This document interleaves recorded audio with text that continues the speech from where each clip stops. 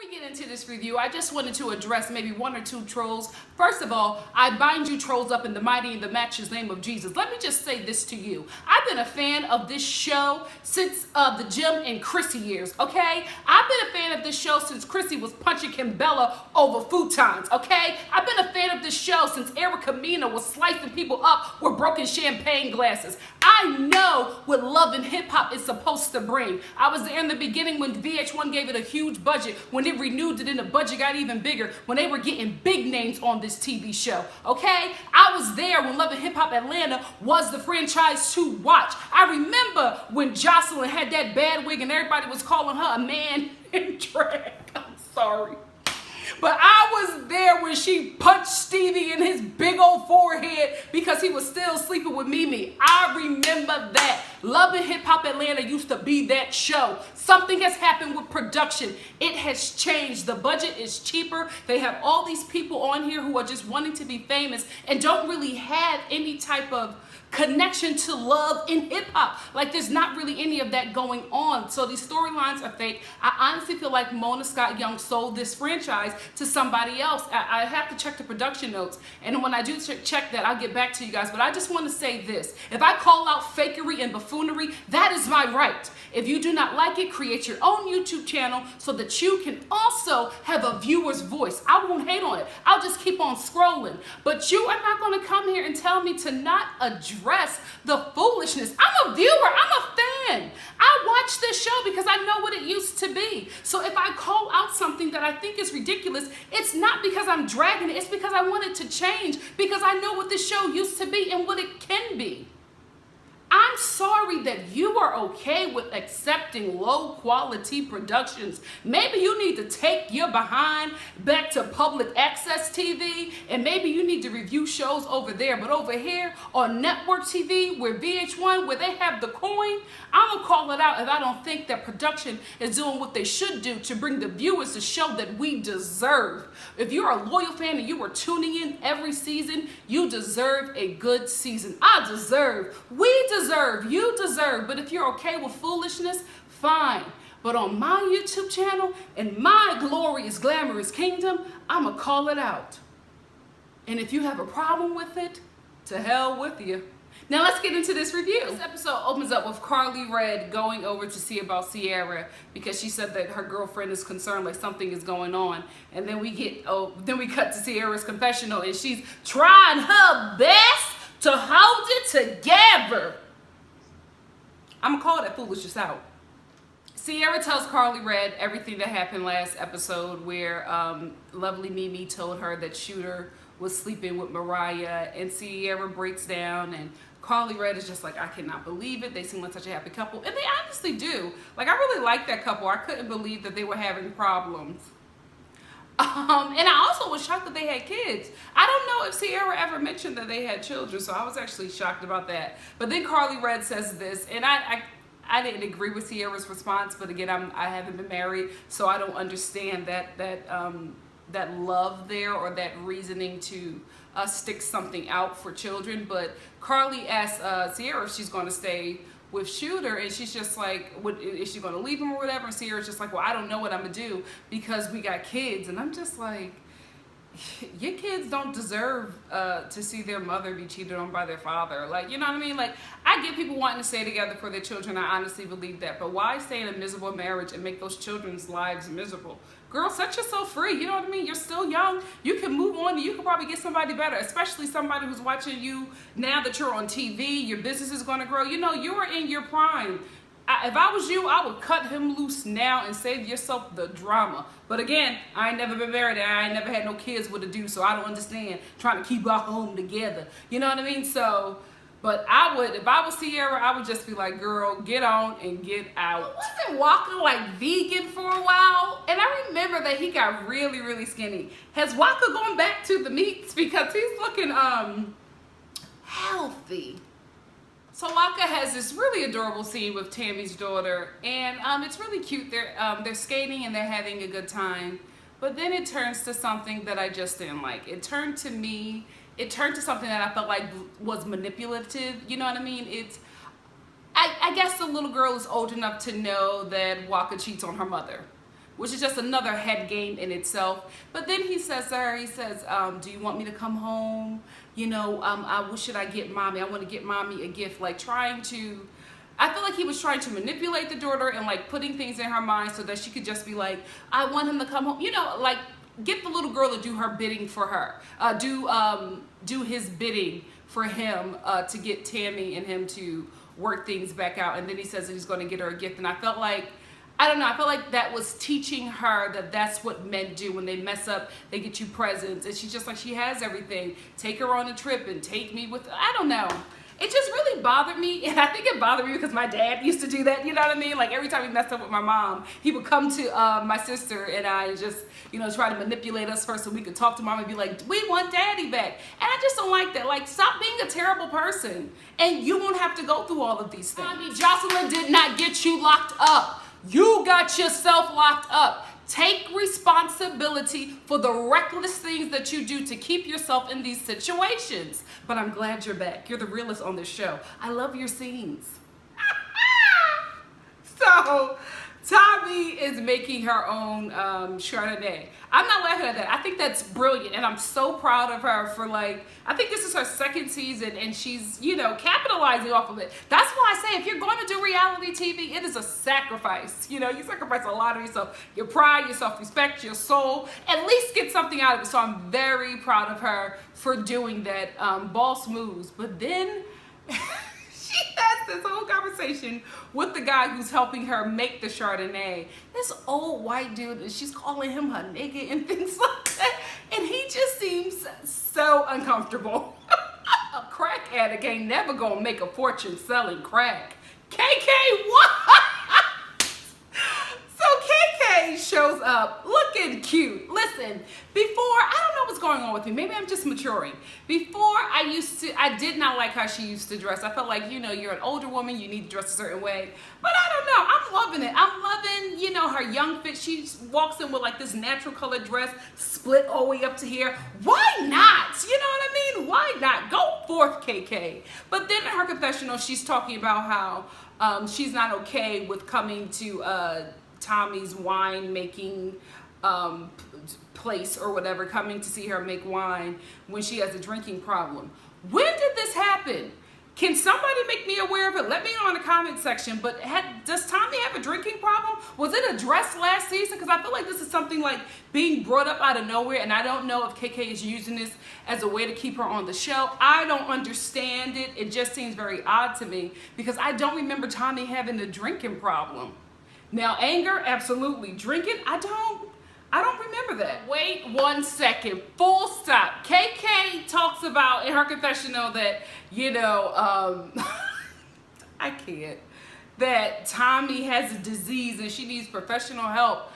Is this founded? Because she says that her and Tommy talked about it 1,000 times, but I don't know. The way Tommy is acting, and I don't know. I'm honestly, I feel like if she had a problem, we would have seen it last season. I don't think that that's something that the producers would have kept from us because, you know, it's train wreck TV, so they probably would have shown that. I didn't see anything that looked as if she had a drinking problem last season or this season, to be quite honest with you. KK was really rude to like come to her. She invited you to something that's really important to her, and then you want to, you know, kill the vibe by like trying to say that she has a drinking problem. I don't know. I just felt like she was just really disrespectful. And then in her confessional, she said that she has like a disease, like calling her an alcoholic. I just feel like that's a very charged statement. And I really hope you have receipts to back that up. And I really hope that you're not being like a low person and using this as a storyline. I really hope that you have some founded material to like really prove that she has this problem, because that is, to call somebody an alcoholic or say that somebody has like an addiction, that's a huge statement to make. So wait, the alcoholism is Tommy having a glass of wine every night? Really? Having a glass of wine every night is not alcoholism. It's called being Italian. And the way Tommy talks, she sounds like she got some Italian people in her family. You know when you cross somebody, not once, not two, but 3 times? Come on, Walker. You know the same rate. Ah! Miss Death Daphne is back. I love her. She's my favorite on this show. It used to be Mama D, but Mama D went off. the trails with Ernest. And I'm glad to see that Miss Deb Abney is back. But I really want her to have a different storyline besides counseling Waka every time he cheats on Tammy, because that's what she's doing in this scene. She's telling Waka to get it right with Tammy, and you heard her, Waka. She does it all the time, and I feel like she's so interesting. Because I went to like a Love and Hip Hop event, and she was there, and she was so interesting. And I was just like, why don't they show this person on the show? She was so much fun. She was the life of the party. It was just really weird that you have somebody that has such a big personality and you only have them as this like muted character on the TV show. So I really want her to have more of a storyline that is outside of her son and Tammy. So Stevie and Jocelyn are back in the court, and Stevie says that he filed these papers against her because he was mad at the time. And honestly, I feel like if the Lewis Clayton courthouse or whatever sees this episode, I feel like they should lock him up or give him some type of fine, because this is a problem with a lot of couples. They play with the courts, you know what I mean? They try to hurt each other through the law, and then they get back together, and then they hurt each other again through the law, and they are wasting taxpayer money and court time. And that just really bothered me. In his confession, it's just like, I did that when I was upset. Excuse me? Don't be playing with the law. Why is Jocelyn in like house clothes at the courthouse? She got on these big sweatpants and this white tee. Honey, you don't show up to court like that.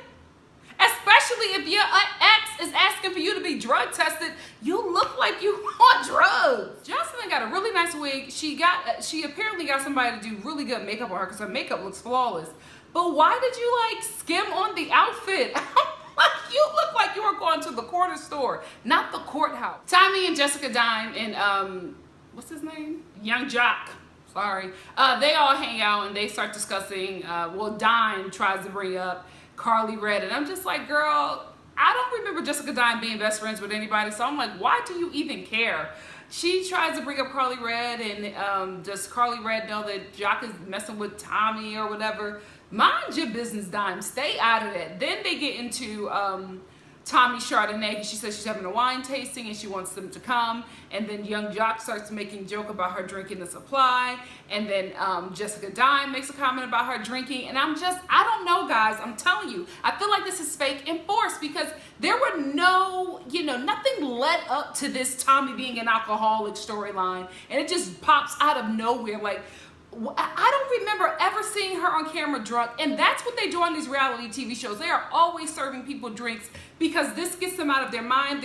This allows them to, act a certain way on camera, act uninhibited on camera. So I don't know. Maybe I just blacked that out and just don't remember it, but I don't ever remember seeing her, Tommy having, being drunk on TV or being drunk multiple times for me to be like, that girl has a problem. I've always seen her assault a person. I've never seen her be drunk or people talk about it. I could have missed it for some reason, because I don't think I watched Love and Hip Hop all the way through. I feel like I have. I probably haven't. But maybe I missed it somewhere. But this whole storyline of her having being an alcoholic, it just feels fake, because all of a sudden on this episode, everybody's talking about her drinking collectively. Okay. So Sierra and Mariah and their wigs meet up to discuss, I guess, the affair between her and Shooter. And the conversation, they literally have like 3 sentences, amongst each other. And then Sierra throws the pocketbook at Mariah and tells her that she has the body of a 13-year-old boy. That was a good one. And then Mariah gets upset, and this is the thing with Mariah. Mariah she turns up when security is holding her or like protecting her from being assaulted, because as soon as all the security came out, and why do they have like 8 security guards for 2 women? Really? So as soon as all these security guards come out, she just starts turning up and, pushing on the security guards and pushing on the table, and you're sorry, you're not going to do nothing to me. Girl, Mona, please don't bring them back. please. So Tammy and her daughter have a conversation about Waka, and Waka's plan works perfectly because Tammy's daughter is telling her, I miss him, I want him around, don't you want him around? Manipulation. I've been there. It's not. I love Tammy's daughter and her goofiness. You don't see that a lot anymore with kids these days. And I remember being in that goofy stage, and I remember like I was changed.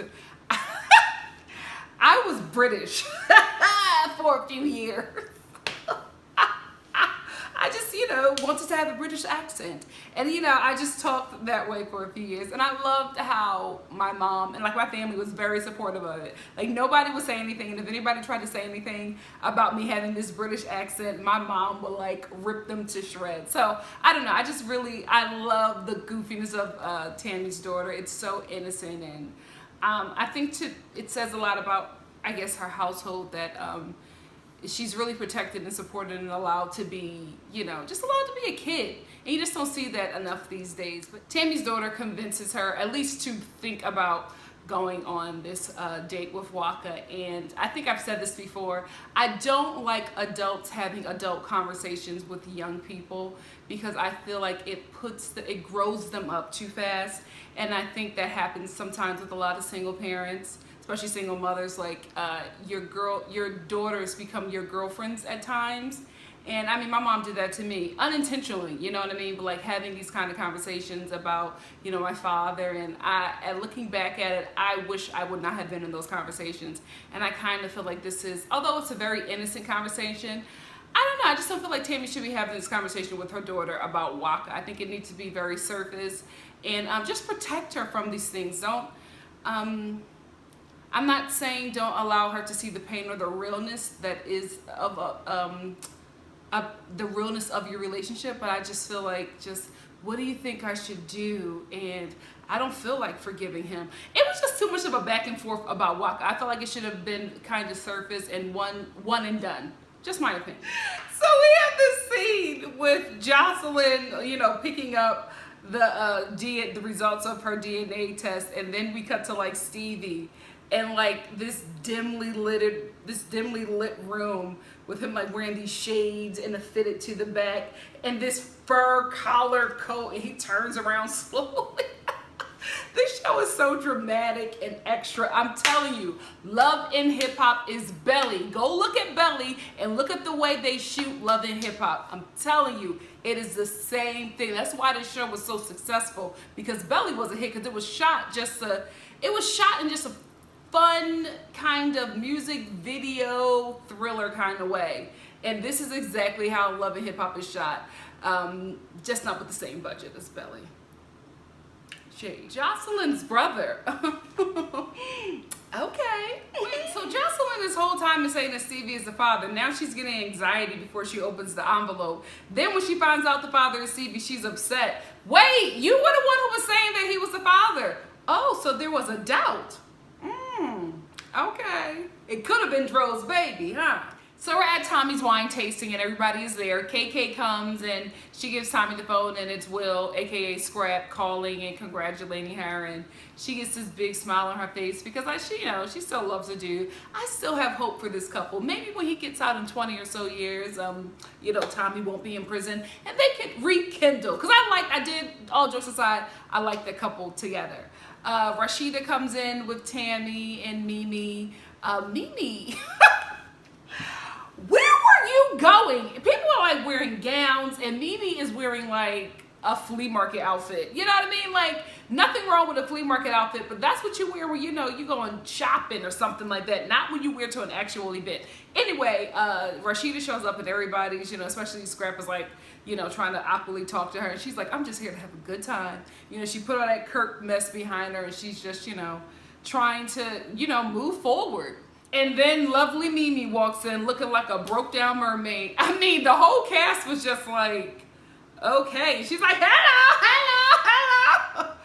Oh, this girl. Everybody can't be Cardi B. I love Tommy's dress. That dress is gorgeous. By the way, this wine tasting is another VH1 event that is poorly attended. Please, somebody, you guys have the tea on everything. Please, can somebody tell me why VH1, all of their events, there's never it's never full. There's always sprinkles of people. I personally think it's probably because of security reasons. Maybe that's why they do it, but this is just so awkward to me that no VH1 event, a party, not even a wedding has been, properly attended. It's so odd. The perfectionist in me is really pissed off that nobody steamed the tablecloths. Tommy's event, I hate seeing the creases on each table draping. It just seems so, I'm sorry, cheap, overly absorbing. Okay. Lovely Mimi, who I don't think was being messy, but she probably was, brings up Jocelyn's video shoot, and Tommy's just like, oh, you went? And then the whole table was just like, because everybody at that table was sick of Jocelyn. And then Dime is trying to explain that, Jocelyn turned over a new leaf, and Tammy cuts in and says, did she do your nails? And I don't know. I read it so many different ways. I really thought that Tammy was just trying to ask a question. But then when I watched it back again, she was being shady, but I don't think that she was trying to be shady at Jessica Dime. I felt like she was being shady to Jocelyn, like maybe wanting to change the subject and not talking about her, turning over a new leaf because she is somebody who assaulted her. Jessica Dime takes it as an insult, and then her and Tammy get into it, and it goes from 0 to 100 real quick. Tammy, but she was wrong in this because her and Jessica Dime are just exchanging words. Tammy jumps up and acts like she's about to throw a drink at her, and I'm like, it's never that serious. You know what I mean? Like, there were no receipts of this argument to go to that level. Like, there was nothing said that you needed to resort to physical violence. And Jessica Dime brings up that her and Tammy have beef because Tammy DM'd her on Instagram and said that women over 30 shouldn't wear colored hair. What? What is going on? All of a sudden this episode, Tommy is an alcoholic and Tammy and Jessica Dime have beef over neon wigs. So then out of nowhere, Tommy cops an issue with Jessica Dime about Jocelyn. And I'm like, wait, did you think about it or sit there? Or maybe they cut out a chunk of this argument, but she throws a drink at Jessica Dime and is just like, anybody friends with Jocelyn, you gotta get up out of here. Then they start getting into it, and then Tammy is fighting the air over there. I'm like, what is going on? And I'm so disappointed in Tommy because I'm like, this is your event. You're selling a product to people, and you're fighting people.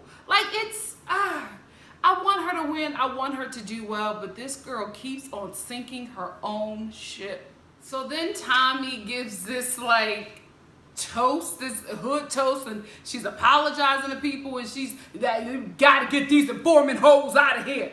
And I'm like, why are you so lit? Then lovely Mimi is just like, I'm so sorry. I didn't know that you guys had a problem with Jocelyn. You didn't watch the season? Okay, girl. I'll play along. And she was just like, I was at Jocelyn's video shoot, and this girl named Melissa hashed it out between her and Jessica Dime. Then Mimi pipes up and gets upset because she has a little something going on with Melissa. And she's just like, oh, Melissa did what?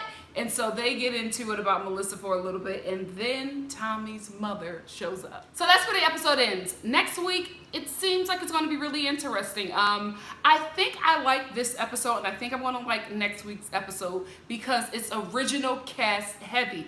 I do not like the new cast. The new cast is just not ready for the cameras, or I don't know. The new cast to me just does not fit. I feel like they are so fake and over the top. And I like having a lot of scenes with Jock, and I also like having a lot of scenes with Scrappy because I feel like they're just so real and so natural. And Tommy as well. So I enjoyed this season because although, of course, there were some things that were fake and foolishness, but I feel like there was a lot of real to it as well because I just don't feel like Tommy can play that card. You know what I mean? I just don't feel like she's an actor. I haven't seen her in anything, and I feel like she's the realest of this show. So I don't know. I enjoyed this season because I like the original cast. I like them having more screen time. I don't know why Scrappy doesn't have a lot of screen time because even in the preview for last week, I was cracking up because Scrappy is hilarious. Just his reactions to things alone. So I don't know why he's not been in a lot of scenes or why so many episodes have been new cast heavy.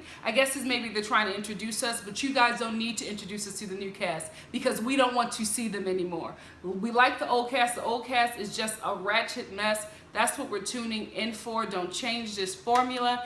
Anyway, if you like what you see here, please like, comment, subscribe, and share. And I will see you next week for episode 7, right? No, episode 8. Lord, we're into this season of Love and Hip Hop Atlanta. See you then, guys. Bye.